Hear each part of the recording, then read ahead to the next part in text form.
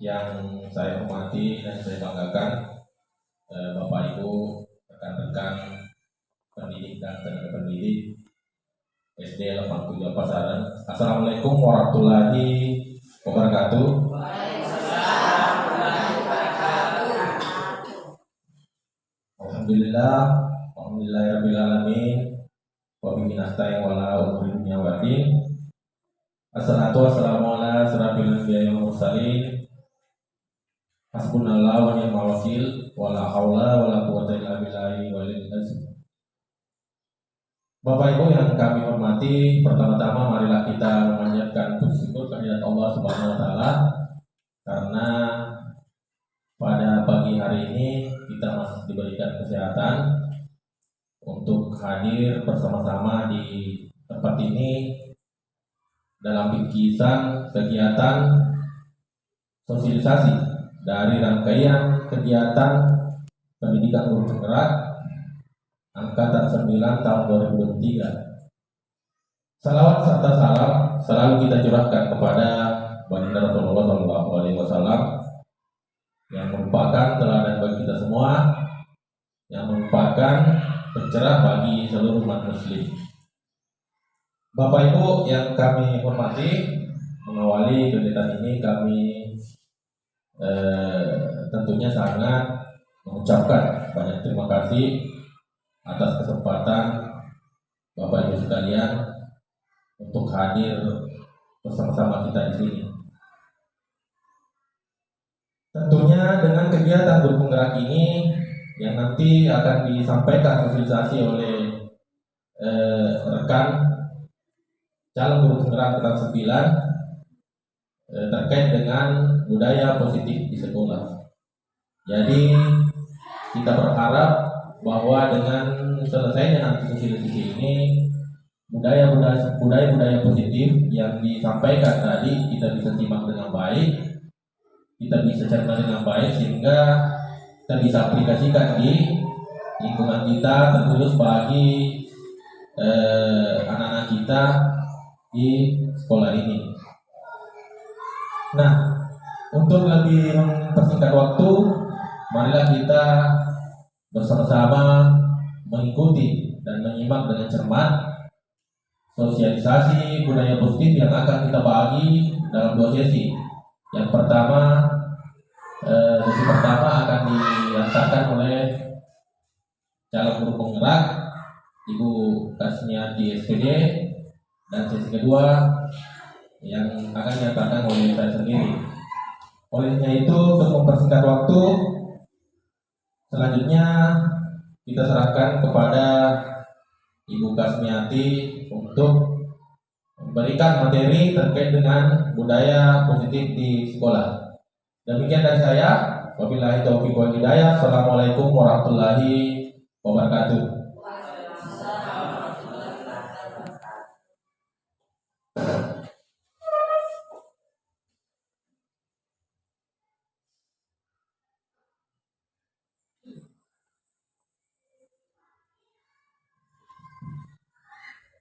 Sebelumnya terima kasih atas kesempatan yang diberikan kepada saya. Pada sesi pertama ini saya akan membahas tentang budaya positif yang bisa kita terapkan di lingkungan sekolah kita yang tercinta ini, ya.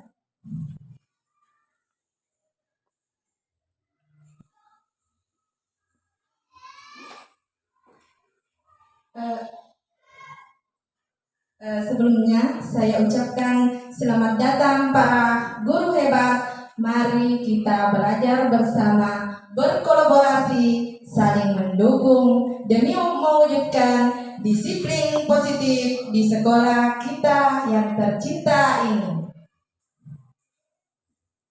Kemudian ada pepatah bijak yang mengatakan, masa depan bergantung pada apa yang kita lakukan hari ini. Jadi berbuatlah yang terbaik pada saat sekarang ini, karena itu akan menentukan masa depan kita. Jadi setiap hari kita diharuskan untuk selalu berbuat yang baik atau kegiatan positif.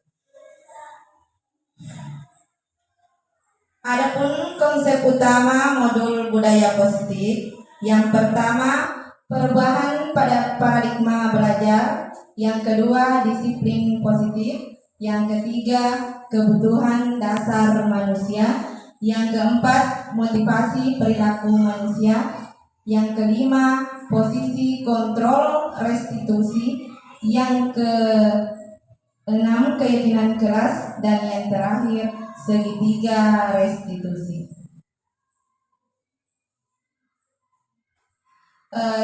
Yang pertama kita bahas yaitu pembelajaran dengan paradigma baru. Pembelajaran dengan paradigma baru dirancang berdasarkan prinsip pembelajaran yang terdiferensiasi, sehingga setiap murid belajar sesuai dengan kebutuhan dan tahap perkembangannya untuk mewujudkan profil pelajar Pancasila. Jadi tetap kita berdasarkan kepada profil pelajar Pancasila. Adapun isi profil pelajar Pancasila yang kita ketahui bersama-sama ya. Bagaimana Bapak Ibu guru hebat? Apakah hari ini tetap semangat? Semangat. Selamat pagi, pagi, dan pagi. Ya. Yang pertama, beriman bertakwa kepada Tuhan yang Maha Esa dan berakhlak mulia. Yang kedua, berkebinekaan global. Yang ketiga, bergotong royong. Yang keempat, kreatif. Yang kelima, bernalar kritis. Dan yang keenam, mandiri. Itu semua adalah nilai yang terkandung di dalam profil pelajar Pancasila. Kemudian, disiplin positif. Disiplin positif berasal dari kata disiplina, yang artinya belajar. Disiplin mengacu pada disiplin diri yang memiliki tanggung jawab terhadap apa yang dilakukannya berdasarkan nilai-nilai yang kita yakini. Jadi disiplin itu didasarkan kepada nilai yang kita yakini sendiri. Kemudian disiplin positif merupakan salah satu cara penerapan disiplin yang bertujuan untuk menumbuhkan kesadaran serta memberdayakan murid tanpa imbalan penghargaan atau yang biasa kita kenal dengan reward, ancaman, atau hukuman. Itu yang harus kita budayakan di sekolah kita yang tercinta ini. Kita harus lebih mengurangi yang namanya memberikan penghargaan atau reward kepada siswa. Kemudian kita juga harus mengurangi ancaman kita kepada siswa kita atau murid kita. Dan yang ketiga, kita juga harus mengurangi penggunaan hukuman kepada peserta didik. Lanjut.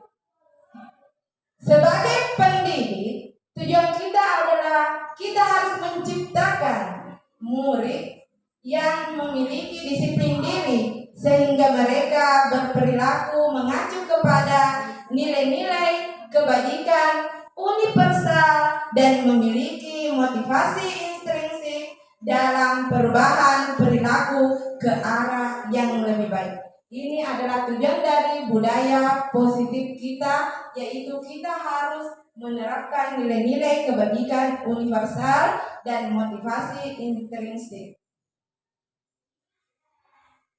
Nilai kebajikan yang disepakati bersama tak lepas dari suku bangsa, agama, bahasa, maupun latar belakangnya. Atau kita kenal istilah suku bangsa, ras, budaya, agama. Semua itu harus diperhatikan untuk mewujudkan karakter peserta didik yang lebih baik lagi.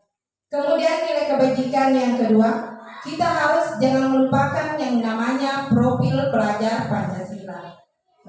Karena profil pelajar Pancasila ini merupakan tujuan utama dari program pendidikan kita, yaitu mulai dari beriman dan bertakwa pada Tuhan yang Maha Esa dan berakhlak mulia, berkebinekaan global, gotong royong, mandiri, kreatif, dan bernalar kritis. Tapi saya rasa di sekolah kita ini kita sudah menerapkan profil pelajar Pancasila ya, karena setiap hari siswa kita selalu menyanyikan lagu profil pelajar Pancasila untuk memberikan suasana kita pada kegiatan sosialisasi pada pagi hari ini. Pasti ibu-ibu guru hebat juga mengetahui lagu dari profil pelajar Pancasila. Mari kita bernyanyi bersama tentang lagu profil pelajar Pancasila. 1, 2, 3, ya. Pelajar Pancasila beriman dan bertakwa pada Tuhan Yang Esa dan berakhlak mulia, berkebinekaan global, gotong royong mandiri, kreatif dan bernalar kritis. Iya, demikian lanjut. Kemudian kita juga harus mengetahui kebutuhan dasar manusia itu seperti apa. Karena untuk memberikan pengajaran yang baik kepada peserta didik kita, kita harus mengetahui kebutuhan apa yang mesti kita berikan kepada peserta didik kita. Di mana kebutuhan dasar manusia adalah segala sesuatu yang kita lakukan untuk mendapatkan apa yang kita inginkan. Seluruh tindakan yang kita lakukan memiliki tujuan tertentu, dan semua usaha terbaik yang kita lakukan adalah dalam rangka agar kebutuhan dasar kita terpenuhi dengan baik. Ya, ada 5 kebutuhan dasar manusia. Yang paling pertama itu adalah kebutuhan bertahan hidup. Bagaimana kita bisa bertahan hidup? Itu adalah suatu kebutuhan bagi kita, kebutuhan untuk bertahan hidup. Yang kedua, kasih sayang dan rasa diterima. Kita pasti sebagai manusia menginginkan kasih sayang dan rasa yang diterima dari setiap orang yang ada di sekitar kita. Kemudian berikutnya, kebebasan. Pasti kita menginginkan yang namanya kebebasan. Bebas, apakah bebas mengekspresikan pendapat kita? Yang penting satu saja yang harus kita ketahui, bebas itu memang suatu kebutuhan, tapi tidak boleh bertentangan dengan hak orang lain. Jadi bebas juga kita memiliki batasan. Kemudian penguasaan berbagai, termasuk yang kita lakukan sekarang ini, penguasaan di ilmu pengetahuan ya. Kemudian kesenangan, pasti kita membutuhkan yang namanya kesenangan. Setiap manusia itu pasti ingin merasakan yang namanya senang. Kemudian kebutuhan makan, pakaian, tempat tinggal, keamanan dan kesehatan. Semua manusia pasti membutuhkan yang namanya makanan, tempat tinggal, keamanan dan kesehatan. Kemudian rasa diterima, dipedulikan, berbagi, kerjasama, menjadi bagian dalam kelompok. Semua itu adalah kebutuhan dasar sebagai seorang manusia. Jadi kita pendidik harus mengetahui semua ini, karena siswa kita adalah manusia yang membutuhkan semua ini. Jadi kita harus memahami kebutuhan peserta didik kita ya. Kemudian kebutuhan akan harga diri, keinginan untuk dianggap, memimpin, berprestasi, diakui dan didengarkan. Ya. Kemudian kebutuhan yang lain juga adalah kebutuhan untuk mandiri, memiliki pilihan, mencoba hal baru, dan mampu mengendalikan arah dirinya. Selain itu juga kita memiliki kebutuhan bermain, humor, bercerita atau bercanda ya, antusiasme dan tertawa. Ya, demikianlah 5 kebutuhan dasar manusia. Selanjutnya kita ke motivasi perilaku manusia. Semua ini harus dibudayakan di sekolah kita yang tercinta ini ya, Bapak Ibu. tadi kebutuhan dasar manusia sudah saya bahas. Sekarang saya lanjut ke motivasi perilaku manusia. Motivasi merupakan dorongan yang timbul pada diri seseorang secara sadar atau tidak sadar untuk melakukan suatu tindakan dengan tujuan tertentu, seperti untuk menghindari ketidaknyamanan atau hukuman. Yang kedua, untuk mendapatkan imbalan. Dan yang ketiga, untuk menjadi orang yang mereka inginkan dan menghargai diri sendiri dengan nilai-nilai yang mereka percaya. Lanjut. Konsep disiplin dengan identitas gagal. Biasa kita terapkan yang namanya hukuman atau memberi penghargaan. Ini bisa menjadikan disiplin kita menjadi gagal. Dengan menerapkan hukuman mengakibatkan objek yang kita hukum itu menjadi merasa menyakitkan, tidak nyaman, timbul rasa takut, memaksa, sehingga murid menyembunyikan kesalahannya dan murid menjadi rendah diri. Ini akibat dari apabila kita melakukan hukuman. Kemudian apabila kita melakukan penghargaan, efeknya itu tidak efektif, merusak hubungan, mematikan kreativitas, menghukum dengan sistem ranking, dan merampas hak untuk menghargai dirinya. Ya, seperti itu. Disiplin, identitas disiplin yang gagal konsepnya. Ya, ada hukuman dan penghargaan. Ya, lanjut. Konsep disiplin dengan identitas sukses. Ini yang harus kita terapkan di sekolah kita yang tercinta ini. Bagaimana Bapak Ibu guru hebat? Siap untuk menerapkan disiplin positif? Siap. Iya. Kita lanjut ya. Konsep disiplin dengan identitas sukses. Yang pertama, konsekuensi. Apa yang akan terjadi bila kita memberikan konsekuensi? Terencana, disepakati, karena sesuai dengan aturan. Konsekuensi itu suatu kesepakatan ya yang sudah kita buat. Kemudian yang kedua, penguatan jangka pendek. Penguatannya jangka pendek. Kemudian perlu monitoring berkelanjutan. Itu stimulus dan respon. Murid menghormati peraturan karena kita buat secara bersama ya. Murid kehilangan waktu untuk merenungi kesalahannya.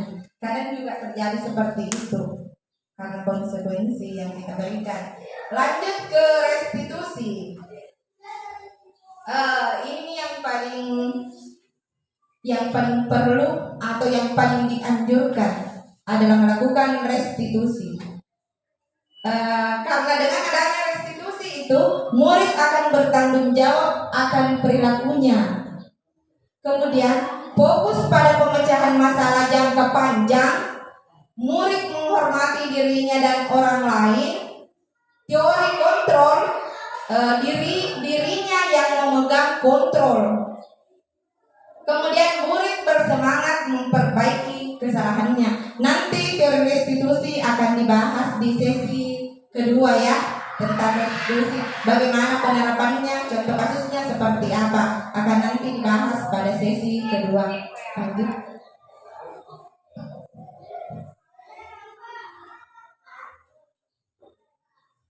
Pendekatan restitusi. Restitusi adalah proses menciptakan kondisi bagi murid untuk memperbaiki kesalahan mereka sehingga mereka bisa kembali pada kelompok mereka dengan karakter lebih kuat. Karena murid yang menyelesaikan apa yang dia lakukan, dia sendiri yang mencari solusinya. Ya, Jadi pola pikir berpikir kritis di sini yang kita pakaikan kepada peserta didik kita untuk memperbaiki kesalahan yang telah dilakukannya secara sadar. Kemudian ada pun ciri-ciri restitusi ada 7. Yang pertama, bukan restitusi itu bukan menebus kesalahan, namun belajar dari kesalahan. Berarti restitusi itu bukan konsekuensi, tapi dia belajar dari kesalahannya. Kemudian yang kedua, memperbaiki hubungan. Dengan adanya restitusi diharapkan bisa memperbaiki hubungan. Kemudian yang ketiga, restitusi itu merupakan tawaran, bukan paksaan. Kemudian yang keempat, restitusi menuntut untuk melihat dirinya. Melihat dirinya berarti dia melihat kesalahannya dan cara memperbaiki kesalahan tersebut dan cara kembali ke temannya untuk kembali bersosialisasi dengan temannya dengan baik. Dia sendiri yang memikirkan semuanya. Kita sebagai pendidik hanya mengarahkan siswa kita untuk melaksanakan restitusi yang baik. Kemudian mencari kebutuhan dasar yang mendasari tindakannya. Jadi kita juga membantu siswa kita mencari kebutuhan dasar yang mendasari tindakannya pada saat melakukan restitusi. Kemudian fokus pada karakter, bukan tindakannya. Dan yang terakhir, menguatkan dan fokus pada solusi apa yang akan dilaksanakan dalam penyelesaian kasus yang siswa kita hadapi.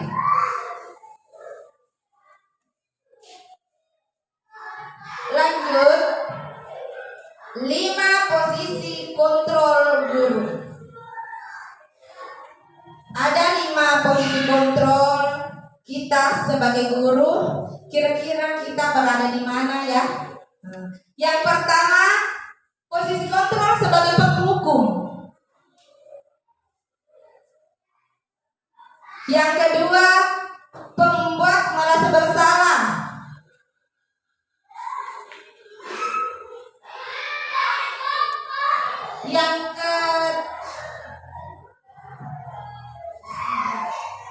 Yang ketiga, manajer. Yang keempat, pemantau. Dan yang terakhir, sebagai teman. Jadi ada 5 posisi kontrol kita sebagai guru ya. Mulai dari penghukum sampai dengan teman. Kira-kira Bapak Ibu guru hebat, Bapak Ibu guru hebat berada di posisi kontrol yang mana? Kita tanyakan kepada diri kita. Selama ini saya mengajar, saya berada dalam posisi kontrol yang seperti apa dengan murid saya, dengan peserta didik saya? Apakah saya sebagai penghukum? Apakah saya sebagai pembuat merasa bersalah kepada peserta didik? Atau sebagai manajer? Atau pemantau? Apakah saya sebagai teman bagi murid saya? Ya?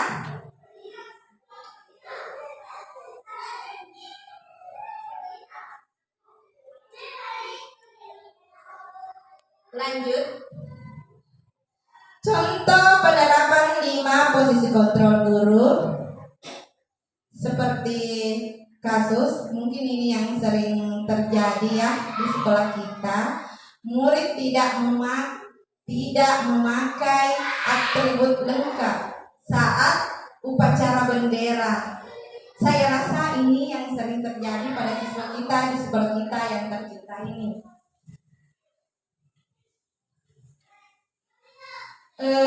Biasa apabila orang memberikan hukuman, dia memberikan hukuman hormat pada bendera selama 1 jam, ya.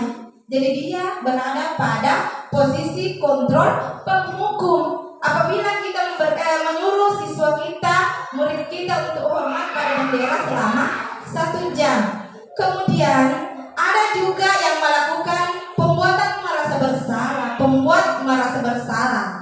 Seperti apa yang dilakukan? Beberapa kali ibu atau bapak harus memberitahu kamu selalu selalu saja mengecewakan ibu bapak. Berarti itu kita berada, kalau kita melakukan tindakan seperti itu, berarti kita berada pada kontrol pembuat merasa bersalah. Kemudian apabila kita berada di posisi kontrol sebagai teman, biasa yang kita lakukan, ayo dong ikuti aturan sekolah, tolong bantu ibu ya sekali ini, ya sudah tidak apa-apa, lain kali jangan sampai berbuat seperti ini ya, seperti itu.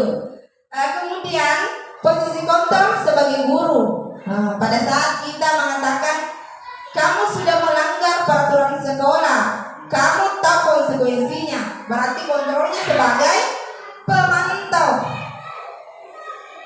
Dari satu kasus ini ada 5 jenis kontrol yang biasa dilakukan oleh seorang guru. Kira-kira kita berada di posisi yang mana? Ya? Kalau boleh jujur ya, kalau saya itu biasa sering di posisi kontrol sebagai teman, ya. Anda tahu Bapak Ibu guru seperti apa? Ya. Ya, tadi saya mengatakan saya sering melakukan posisi kontrol, menempatkan diri saya sebagai temannya. Ya, ternyata yang paling bagus itu adalah posisi kontrol sebagai manajer. Apakah kamu tahu kesalahanmu? Bagaimana kamu memperbaiki kesalahanmu? Itu yang harus kita lakukan kepada peserta didik kita. Ya, itulah setelah saya mengikuti pendidikan guru penggerak ini kurang lebih 2 bulan. Saya banyak memahami tentang cara menghadapi siswa seperti apa. Ternyata siswa itu tidak harus dihadapi dengan pemberian hukuman, selalu mengajak sebagai teman, selalu memberikan rasa bersalah kepada siswa. Ternyata kita juga harus menjadi manajer untuk siswa kita. Ya, lanjut. Ini ada 5 posisi kontrol ya.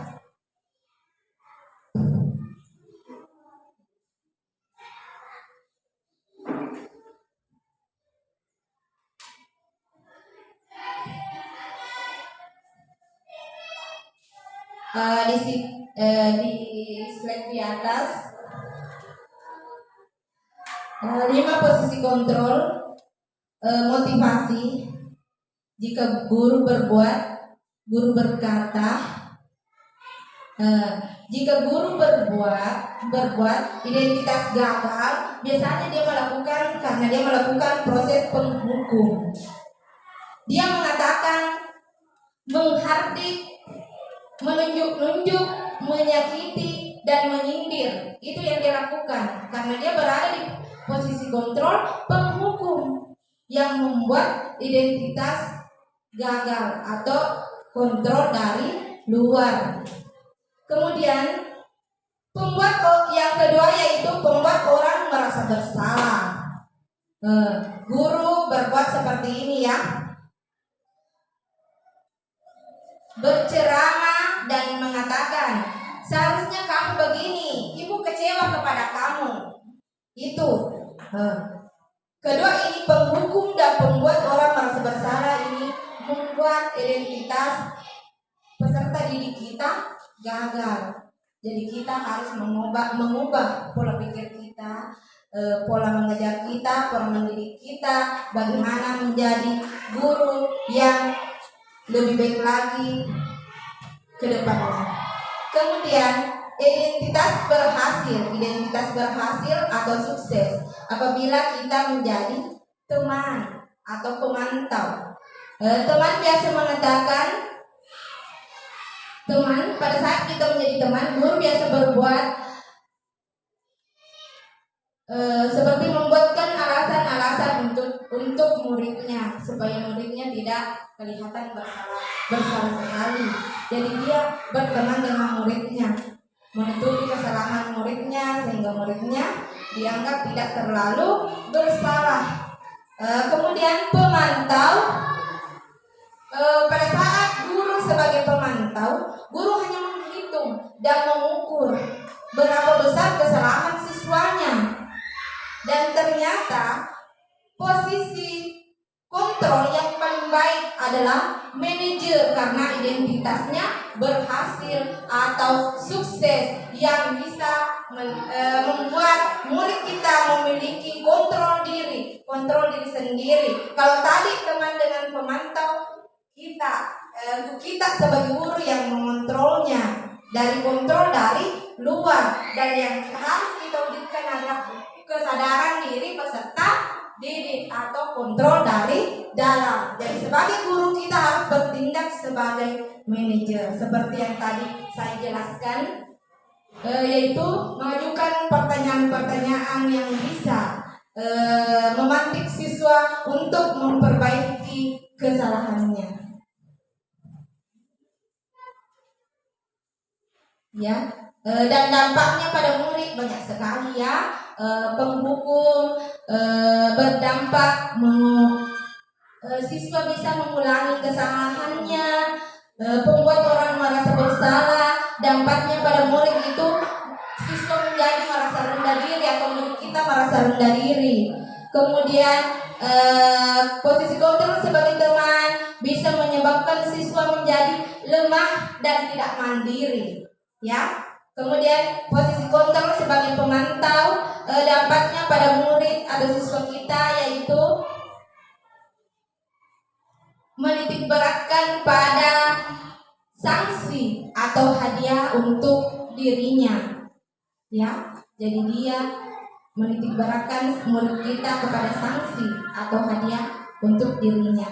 Sedangkan apabila kita melakukan bertindak sebagai manajer, maka siswa kita atau murid kita akan mengevaluasi dirinya, bagaimana cara untuk memperbaiki dirinya ke arah yang lebih baik lagi.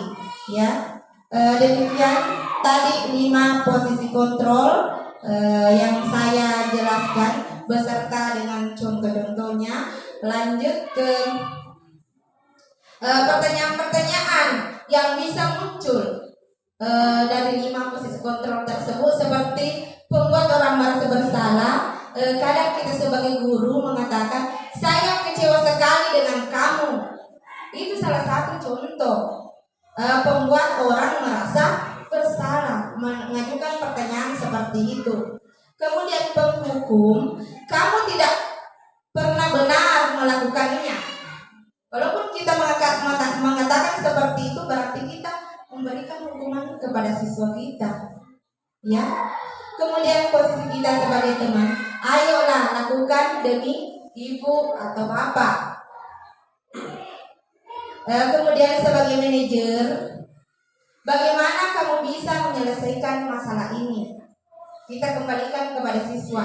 Apabila ada kesalahan yang siswa lakukan atau masalah yang siswa perbuat, maka kita kembalikan kepada siswa bagaimana siswa dapat menyelesaikan masalah tersebut.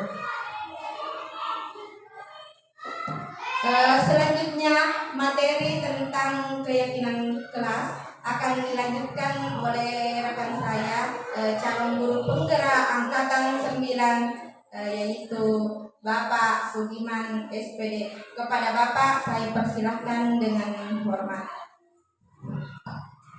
Baik, berikan dulu aplaus kepada Ibu. Baik.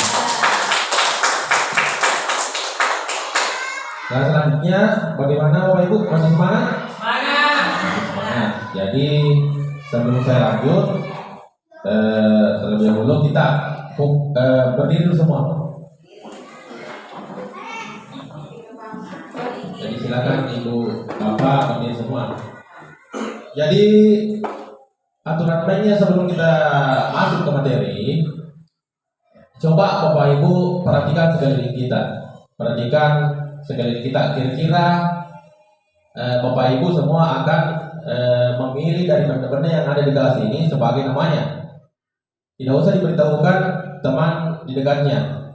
Contoh, contoh saya ambil jam, oke jam. Jadi nanti saya tanya Bapak Ibu, ini namanya siapa? Jam. Ini namanya siapa? Tempo. Ini namanya papan tulis. Ini namanya laptop. Begitu seterusnya Bapak Ibu. Jadi silakan dulu Bapak Ibu berpikir dulu secara singkat. Bagaimana kalau sama, Pak? Jangan, usahakan tidak sama. Usahakan tidak sama. Jadi nanti sebelum kita mulai, saya akan berkeliling menanya untuk Bapak Ibu. Bilang ini namanya apa? Kalau ada yang salah nanti kita ganti. Bisa? Bisa. Sudah? Oke. Ini Pancasila. Jadi seluruh peserta perhatikan. Simak Bapak, ini Pancasila. Jangan sampai nanti kita ditunjuk siapa Pancasila baru orangnya pindah ke sebelah. Ini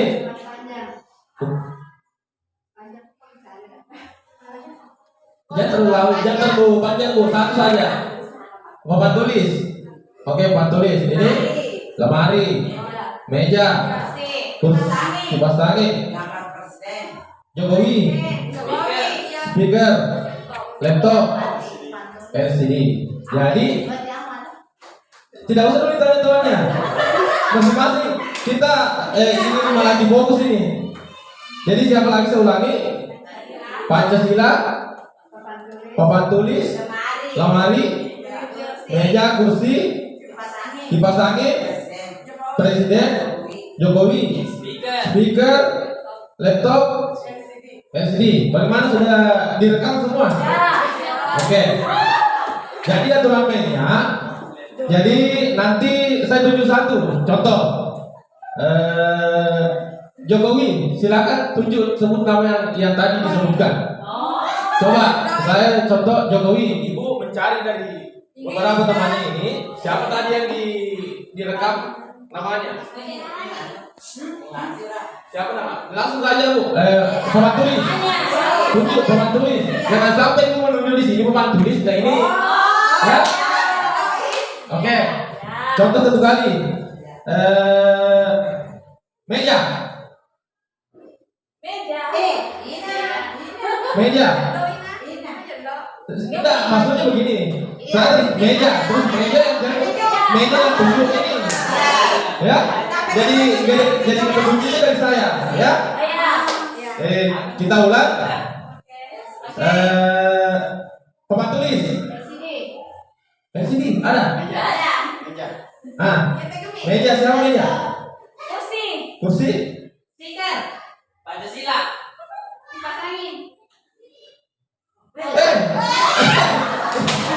Jadi ya dulu. Jadi yang telat tadi menjawab tidur, silakan dulu. Duduk. Yang lain harus berdiri. Kita ulang satu kali. Tidak diuji, berdiri berbunyi. Lupi. Jadi kita ulang satu lagi. Papan tulis. Meja. Pancasila. Jokowi. Bu Adi. Oke, aplaus semua Ibu. Aplaus. Kita lanjut.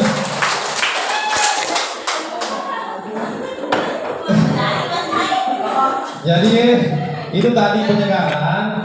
Tujuannya apa? Itu untuk melatih fokus kita.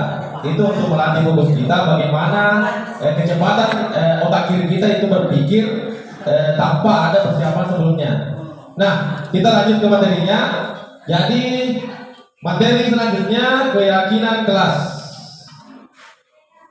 Oke, keyakinan kelas. Nah, keyakinan kelas. Kira-kira menurut Bapak Ibu berbedakah keyakinan kelas dengan peraturan kelas? Berbeda. Kita tes satu-satu dulu. Dari bawah bagaimana? Kira-kira dari Bapak, dari kacamata Bapak, kira-kira apakah peraturan kelas ini berbeda dengan keyakinan kelas? Berbeda ya? Ibu Darmawati? Berbeda. Oke.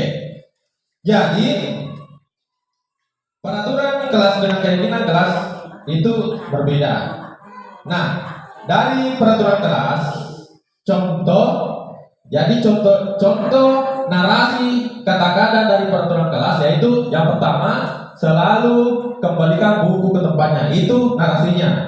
Terus yang kedua, dilarang mengganggu orang lain. Ya. Yang ketiga, hadir di sekolah 15 menit sebelum pembelajaran dimulai. Yang keempat, dilarang melakukan kekerasan. Yang kelima, dilarang menggunakan narkoba. Yang keenam, bergantian atau menunggu giliran. Yang ketujuh, menggunakan masker. Yang kedelapan, jangan berlari di kelas atau koridor. Nah, dari peraturan ini, ya, dari narasi peraturan ini, kira-kira akan muncul keyakinan kelas. Nah, keyakinan kelas itu, contoh, dari narasi pertama, pertanyaan pertama, selalu kembalikan buku tempatnya. Jadi keyakinan kelasnya itu bersifat tanggung jawab. Jadi ketika anak-anak meminjam buku, contoh di perpustakaan, meminjam buku di perpustakaan, jadi kita lihat, yang kita inginkan bagaimana tanggung jawab anak kita itu untuk mengembalikan ke masing-masing tempat buku yang telah disusun. Begitu. Nah, yang kedua, dilarang mengganggu orang lain. Dari peraturan kelas yang kedua, dilarang mengganggu orang lain. Keyakinan kelas yang kita bisa petik di situ adalah bagaimana caranya kita menghormati orang lain. Jadi intinya di sini saling menghormati sesama manusia. Nah, selanjutnya yang ketiga, hadir di sekolah 15 menit sebelum pembelajaran dimulai. Jadi nilai keyakinan kelas pada narasi yang ketiga, di situ ada dua, yaitu kita menghormati orang lain. Terus yang kedua, kita menjaga komitmen kita berkomitmen. Terus selanjutnya, dilarang melakukan kekerasan. Nah, dalam narasi yang keempat ini, keyakinan kelas, nilai keyakinan kelas yang akan kita capai di sini, yaitu keselamatan, sama juga menghormati orang lain. Nah, selanjutnya, narasi yang kelima, dilarang menggunakan narkoba. Jadi dari narasi yang kelima ini, peraturan yang kelima ini, keyakinan kelas yang bisa muncul adalah nilai-nilai kesehatan. Otomatis kalau bersentuhan dengan yang namanya narkoba, pasti yakin, pasti bersentuhan dengan nilai kesehatan. Selanjutnya, bergantian atau menunggu giliran. Nah, dari narasi ini akan muncul keyakinan kelas, yaitu saling menghormati dan bersama. Selanjutnya, peraturan yang keenam, gunakan masker. Nah, kalau narasi yang kita baca di sini, peraturan menggunakan masker, dari narasinya saja sudah pasti itu terkandung nilai-nilai kesehatan dan keselamatan yang ada di dalamnya. Selanjutnya, jangan berlari di kelas atau koridor. Ini juga mengandung nilai-nilai keselamatan dan keamanan. Lanjut. Nah, mengapa keyakinan kelas? Ya, mengapa keyakinan kelas? Mengapa tidak peraturan kelas saja? Jadi kita telah mengapa kita harus memilih keyakinan kelas? Terus mengapa kita tidak mengarah ke peraturan kelas saja? Contoh pertanyaan pemantiknya. Nah, mengapa kita memiliki peraturan tentang penggunaan helm pada saat mengendarai kendaraan roda 2? Nah, dari pertanyaan ini pasti kita sudah berpikir, kira-kira ada apa kayaknya sudah ini mahal itu sudah pasti, sudah muncul nih nilai keyakinan di situ. Jadi kemungkinan jawabannya yaitu untuk keselamatan. Terus untuk pertanyaan pemantik yang kedua, mengapa kita memiliki peraturan tentang penggunaan masker dan mencuci tangan setiap saat. Kira-kira dari pertanyaannya saja pasti kita sudah berpikir jawabannya apa. Nah, jawabannya apa? Jadi dari pertanyaan yang muncul pasti kita sudah pasti berpikir jawabannya pasti bersinggungan dengan nilai kesehatan atau keselamatan. Lanjut. Nah, nilai-nilai keselamatan atau kesehatan inilah yang kita sebut dengan suatu keyakinan. Suatu keyakinan. Jadi kita sudah merasa yakin. Tadi pada saat kita ada peraturan diharapkan memakai helm. Jadi nilai keyakinan yang akan kita capai pada aturan itu adalah keselamatan.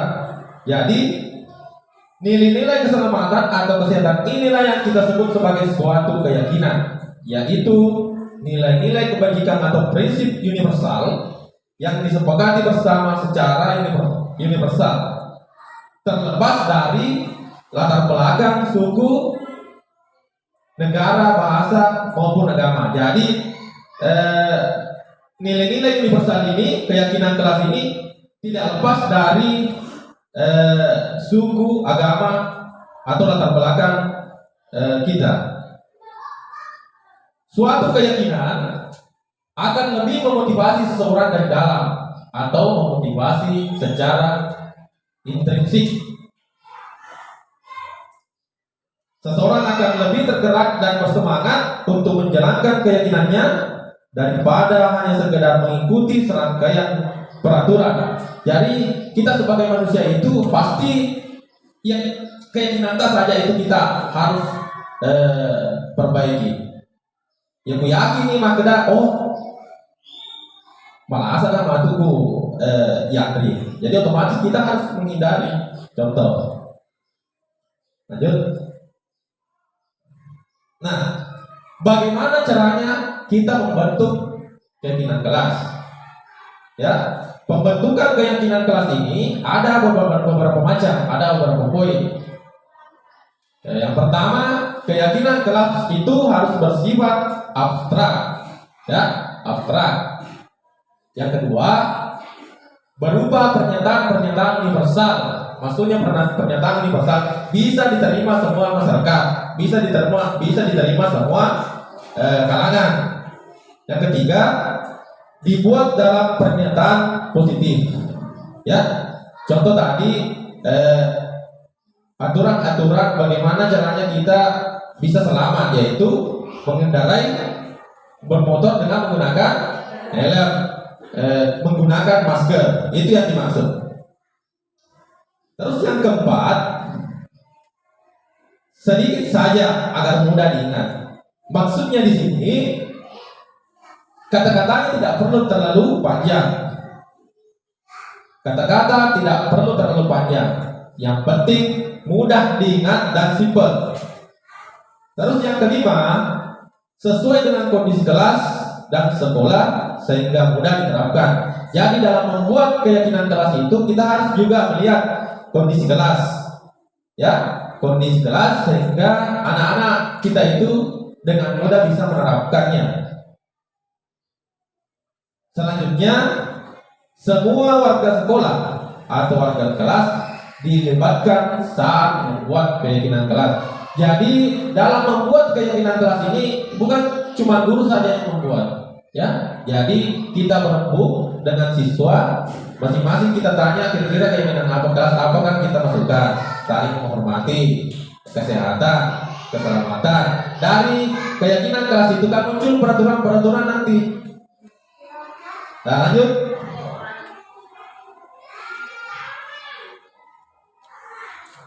Nah, kita coba perhatikan pernyataan berikut.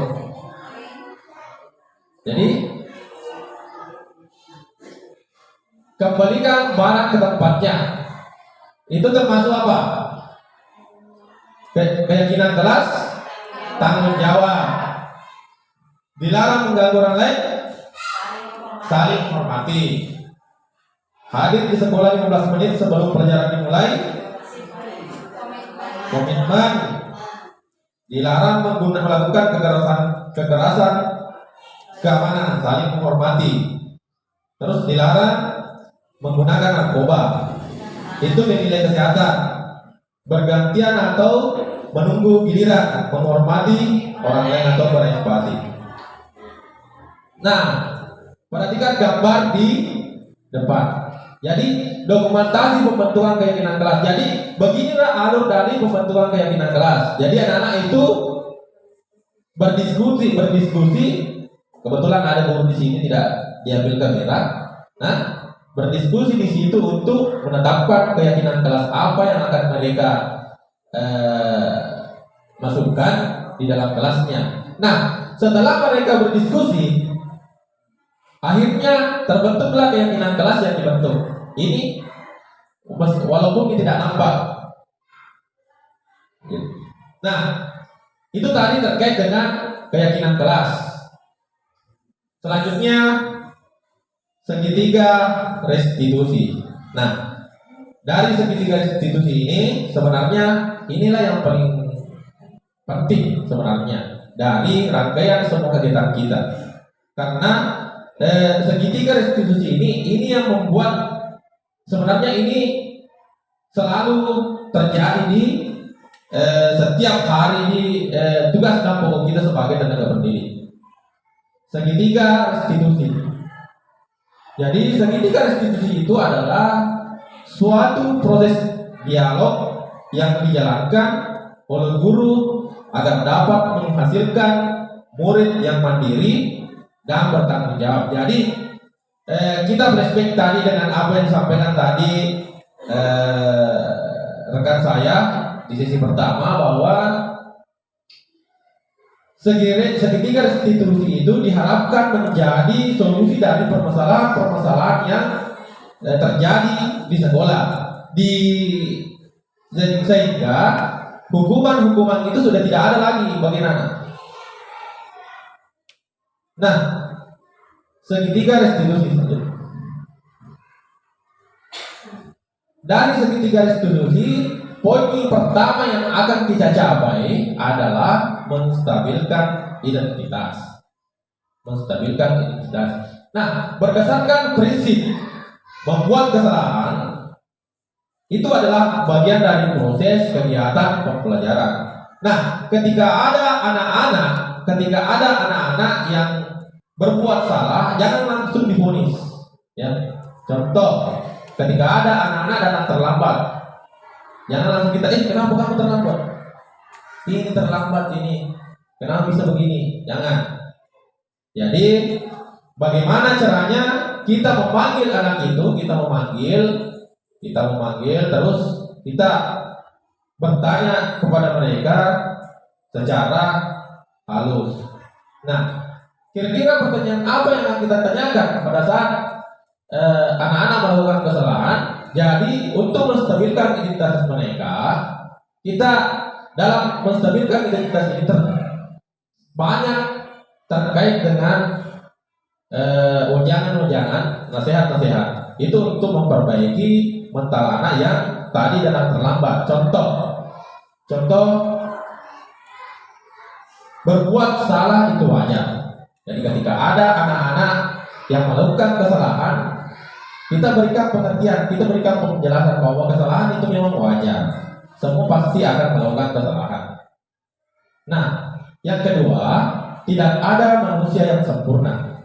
Itu juga pada saat ada anak-anak melakukan kesalahan, kita diharapkan menggunakan kata-kata ini menjelaskan kepada mereka bahwa semua manusia itu pasti punya kesalahan dan tidak ada manusia yang sempurna. Selanjutnya, kita juga pernah melakukan kesalahan.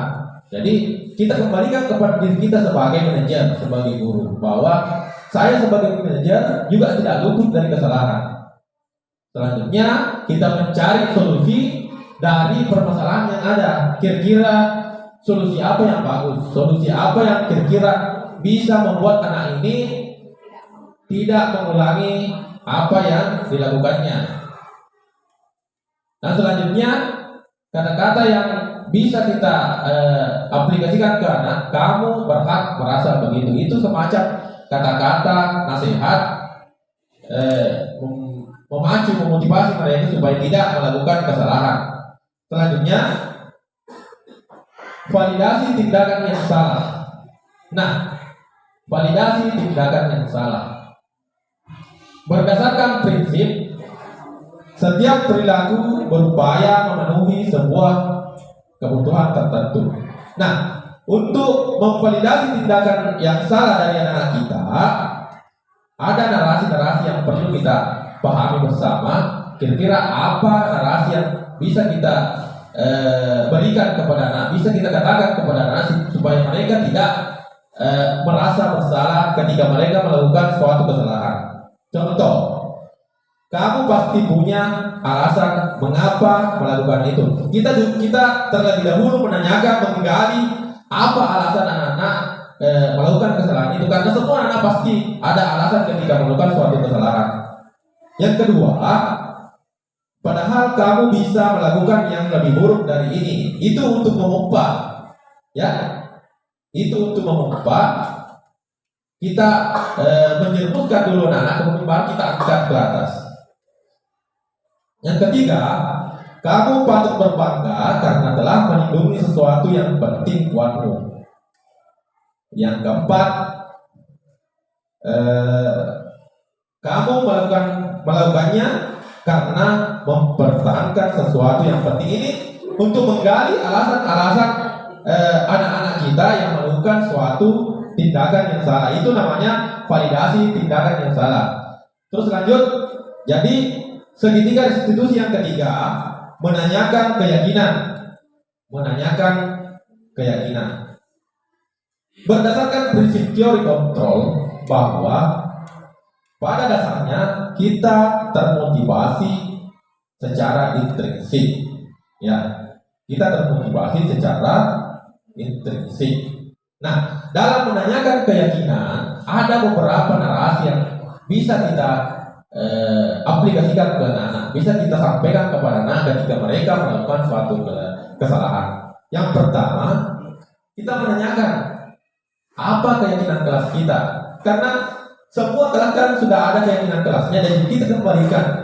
Anak-anak melakukan kesalahan, kita kembalikan ke keyakinan kelasnya. Kira-kira keyakinan kelas apa yang mereka langgar.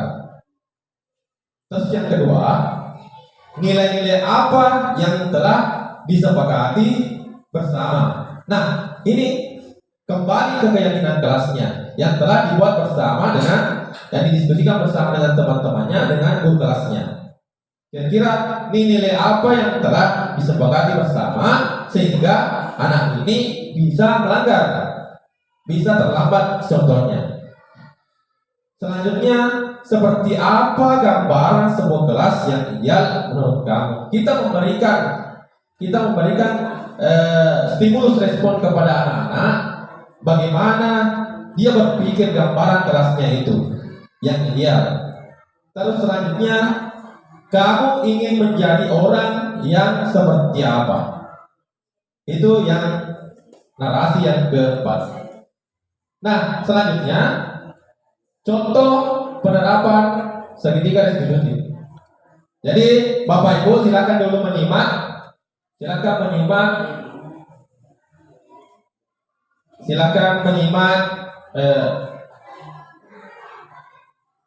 video singkat yang terkait dengan contoh penerapan segitiga restitusi. Nah, saya berharap setelah nanti kita menyimak ini, kita ada semacam diskusi, ada umpan balik dari Bapak Ibu sekalian terkait dengan video yang akan kita tayangkan.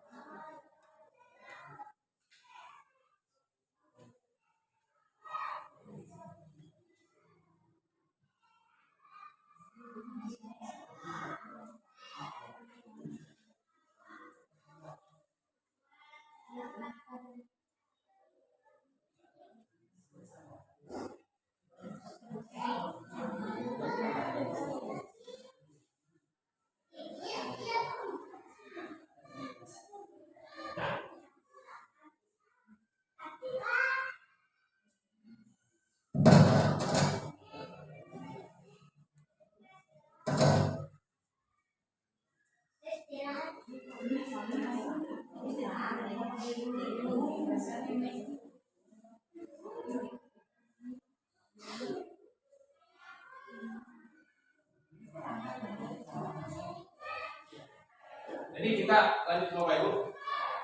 Coba perhatikan saja. Jadi dari penerapan segitiga restitusi ini kita coba perhatikan dulu. Kita perhatikan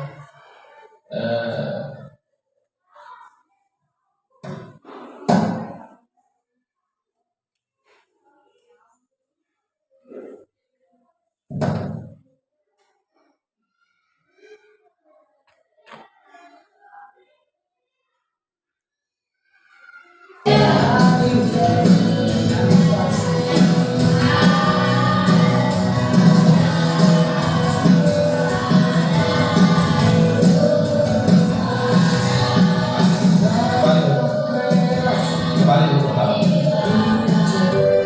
Oke. Jadi kita ini contoh penerapan segitiga restitusi kita di sekolah kita. Contoh.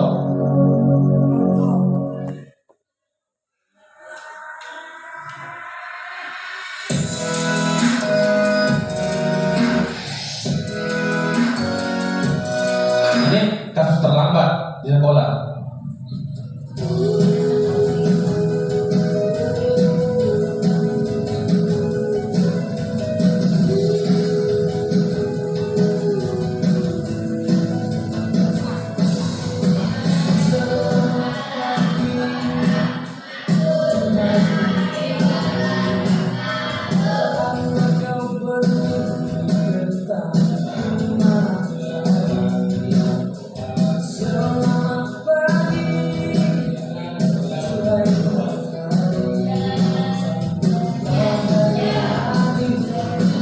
Ini contoh segitiga restitusi pada saat anak-anak datang terlambat.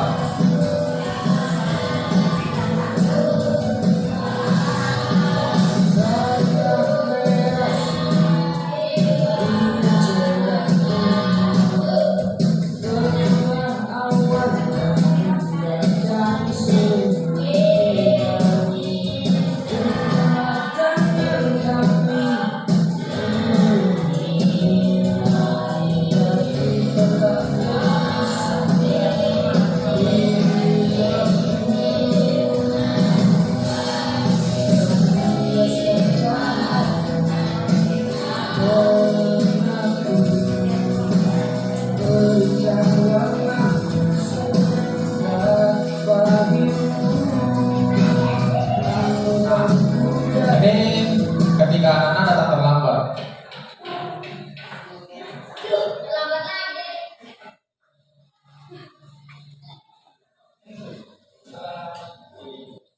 Mana ini terlambat? Oh, terlambat baru.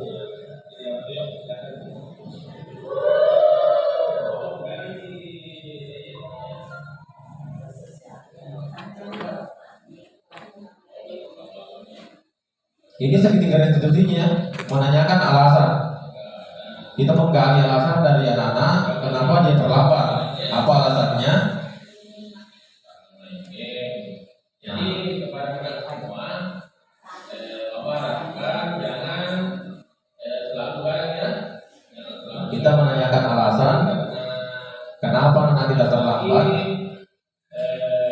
Menyalahi kesepakatan kelas. Itu tadi menyalahi kesepakatan kelas. Jadi harus belajar tambahan di waktu istirahat.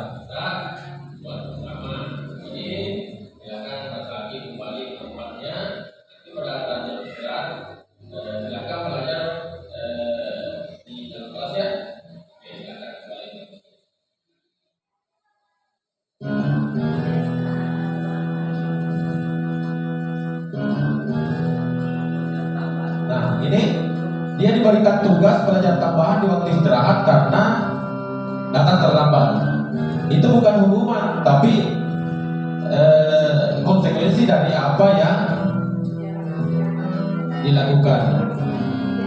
Nah, ketika tugasnya selesai, kembali melaporkan kepada Bapak Ibu sebagai manajer bahwa tugasnya sudah selesai dan dipersilakan untuk bergabung kembali dengan teman-temannya.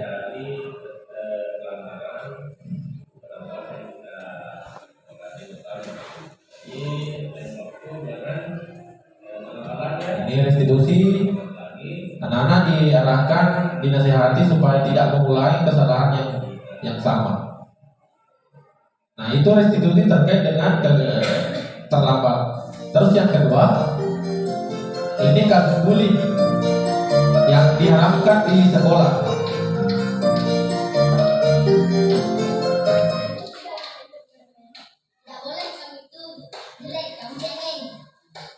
Nah, itu bukan cuma kata-kata bully itu, kalau sudah diejek anak-anak otomatis itu sudah menjadi bully.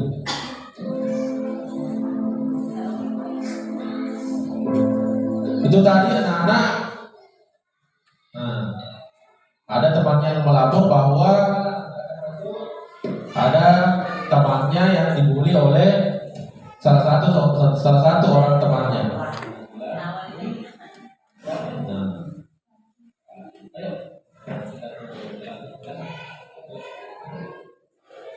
Nah ini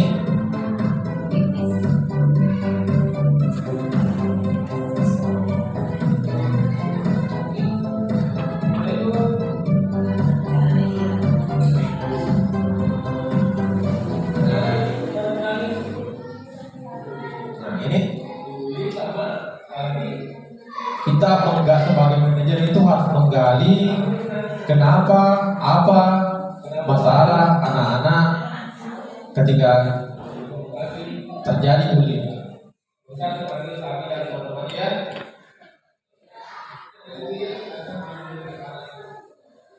Nah ini dia sudah masuk segitiga restitusinya, memanggil anak yang bersalah dan mengembalikan.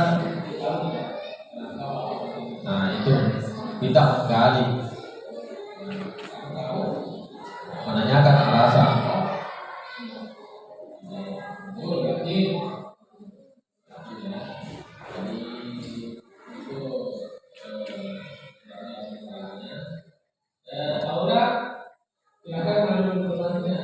Nah, ketika kita sudah memanggil anak-anak yang bersalah, usahakan kita sebagai manajer itu bisa mempertemukan, mencari solusinya apa supaya anak kita yang bersalah dengan yang tidak bersalah ini bisa kembali bermain seperti semula.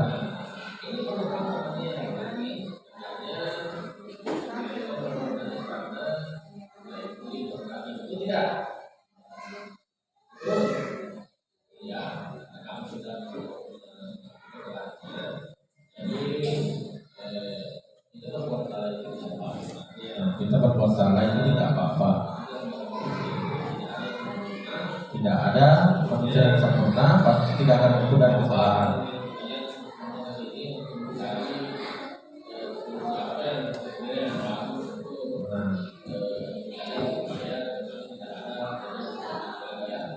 Kita memberikan nasihat kepada anak-anak.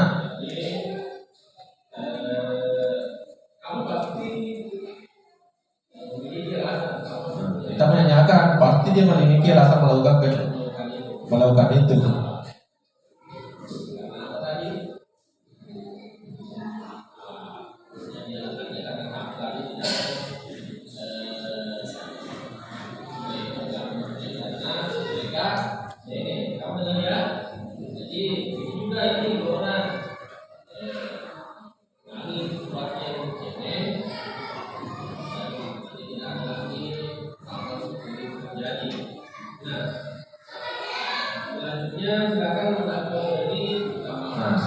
Pada akhirnya anak-anak yang bersalah ini kita arahkan untuk meminta maaf kepada teman-teman yang dibully, sehingga setelah kejadian itu selesai tidak ada lagi masalah, seperti biasa kembali.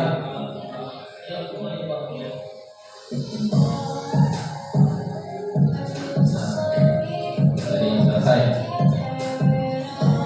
Selanjutnya, nah dari video tadi, video penerapan segitiga restitusi, kira-kira dari apa yang Bapak Ibu saksikan tadi, kira-kira bisa tidak kita laksanakan di sekolah kita ini? Bisa ya? Oke, bisa.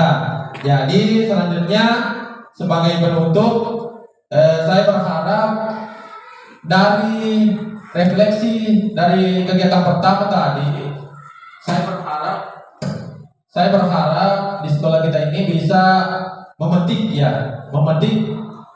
dan mengambil pelajaran dari apa yang disampaikan tadi, mulai dari pemateri pertama sampai pemateri kedua. Mudah-mudahan kita bisa aplikasikan di lapangan, kita bisa aplikasikan di sekolah kita ini terkhusus, sehingga anak-anak kita bisa merasa nyaman dalam mengikuti kegiatan pembelajaran. Saya kira cukup dari saya. Demikian, wabillahi taufiq wal hidayah. Assalamualaikum warahmatullahi wabarakatuh.